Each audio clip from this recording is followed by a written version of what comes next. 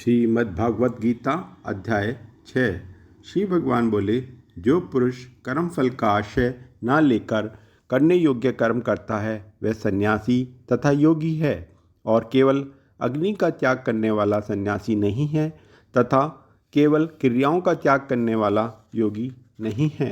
हे अर्जुन, जिसको सन्यास ऐसा कहते हैं उसी को तू योग जान, क्योंकि संकल्पों का त्याग न करने वाला कोई भी पुरुष योगी नहीं होता।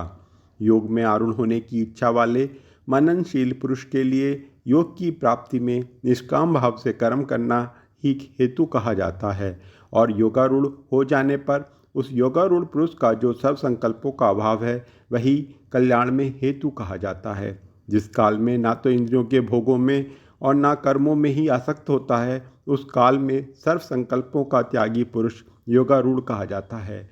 अपने द्वारा अपना संसार समुद्र से उद्धार करें और अपने को अधोगति में न डालें, क्योंकि वह मनुष्य आप ही तो अपना मित्र है और आप ही अपना शत्रु है। जिस जीवात्मा द्वारा मन और इंद्रियों सहित शरीर जीता हुआ है, उस जीवात्मा का तो वह आप ही मित्र है, और जिसके द्वारा मन तथा इंद्रियों सहित शरीर नहीं जीता गया है, उसके लिए वह आप ही शत्रु के सदस्य शत्रुता में बरतता है।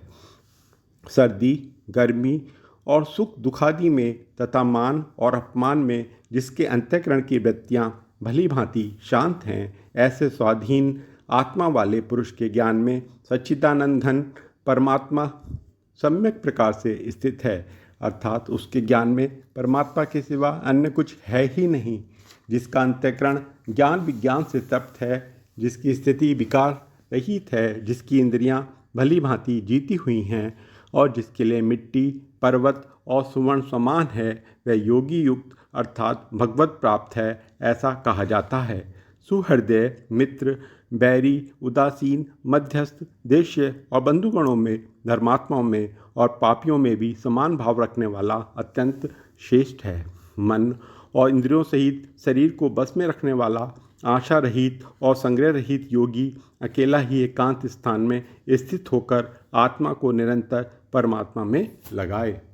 शुद्ध भूमि में जिसके ऊपर कमशय, कुशा, मृगशाला और वस्त्र बिछे हैं, जो न बहुत ऊंचा है और न बहुत नीचा, ऐसे अपने आसन को स्थिर स्थापन करके उस आसन पर बैठकर चित्त और इंद्रियों की क्रियाओं को बस में रखते हुए मन को एकाग्र करके अंतःकरण की शुद्धि के लिए योग का अभ्यास करें। काया, सिर और गले का समान एवं अचल धारण करके और स्थिर होकर अपनी नासिका के अग्रभाग पर दृष्टि जमाकर अन्य दिशाओं को न देखता हुआ ब्रह्मचारी के व्रत में स्थित भयरहित और भली भांति शांत अंतःकरण वास वाला सावधान योगी मन को रोककर मुझ में चित्त वाला और मेरे परायण होकर स्थित होवे। बस में किए हुए मन वाला योगी इस प्रकार आत्मा को निरंतर मुझ परमेश्वर के स्वरूप में लगाता हुआ मुझ में रहने वाली परमानंद की पराकाष्ठा शांति को प्राप्त होता है। हे अर्जुन, वह योग ना तो बहुत खाने वाले को और ना बिल्कुल ना खाने वाले को और ना बहुत शयन करने के स्वभाव वाले को और ना सदा जागने वाले को ही सिद्ध होता है।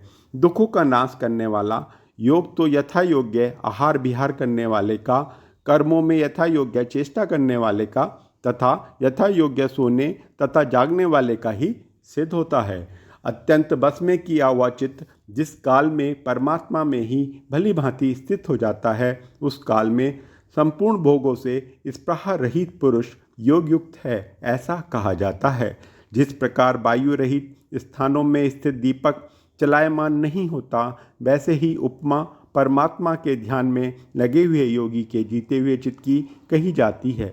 योग के अभ्यास से निरुद्ध चित्त जिस अवस्था में उपराम हो जाता है और जिस अवस्था में परमात्मा के ध्यान से शुद्ध हुई सूक्ष्म बुद्धि द्वारा परमात्मा को साक्षात करता है, वह सच्चिदानंद घन परमात्मा में ही संतुष्ट रहता है।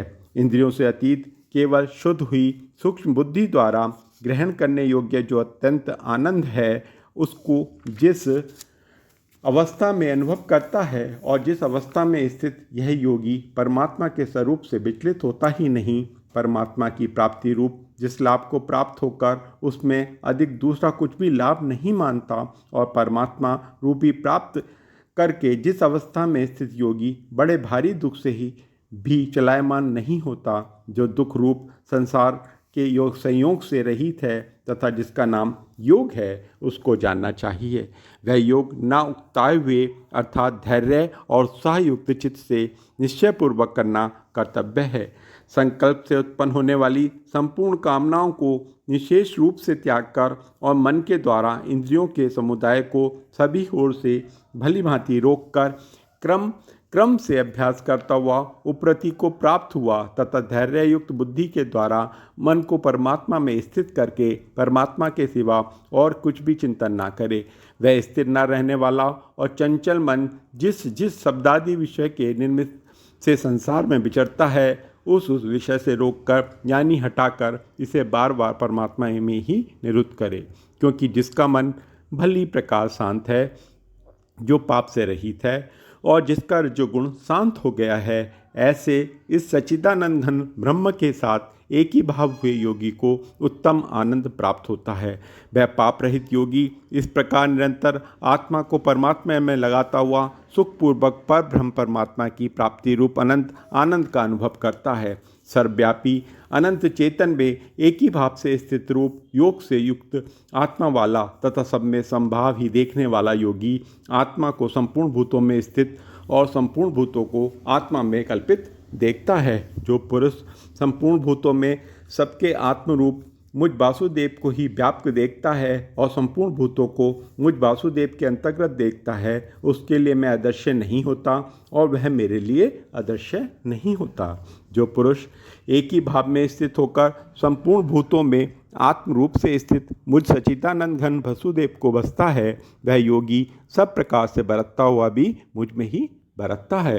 हे अर्जुन, जो योगी अपनी भांति संपूर्ण भूतों में सम देखता है और सुख अथवा दुख को भी सब में सम देखता है, वह योगी परम श्रेष्ठ माना जाता है।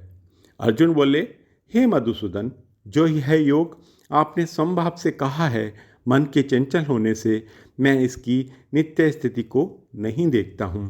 क्योंकि हे कृष्ण, यह मन बड़ा चंचल प्रमथन स्वभाव वाला, बड़ा दृढ़ और बलवान है।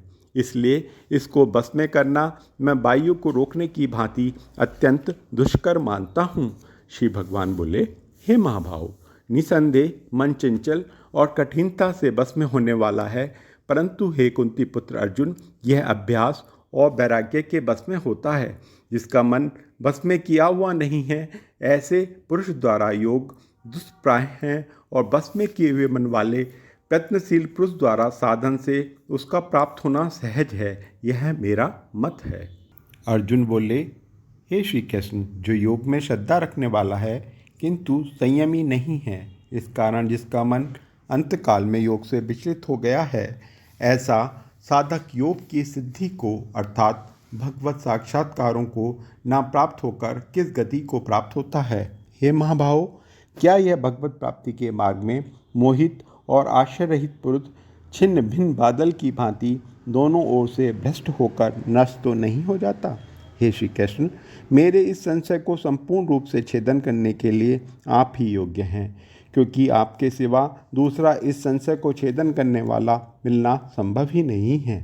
श्री भगवान बोले, हे पार्थ, उस पुरुष को ना तो इस लोक में नाश होता है और ना परलोक में ही, क्योंकि हे प्यारे, आत्मोद्धार के लिए अर्थात भगवत प्राप्ति के लिए कर्म करने वाला कोई भी मनुष्य दुर्गति को प्राप्त नहीं होता। योग भ्रष्ट पुरुष पुण्यवानों के लोकों को अर्थात स्वर्ग आदि में उत्तम लोकों को प्राप्त होकर उनमें बहुत वर्षों तक निवास करके फिर शुद्ध आचरण वाले श्रीमान पुरुषों के घर में जन्म लेता है। अथवा वैराग्यवान पुरुष उन लोकों में ना जाकर ज्ञानवान योगियों के ही कुल में जन्म लेता है। परंतु इस प्रकार जो यह जन्म है सो संसार में निसंदेह अत्यंत दुर्लभ है।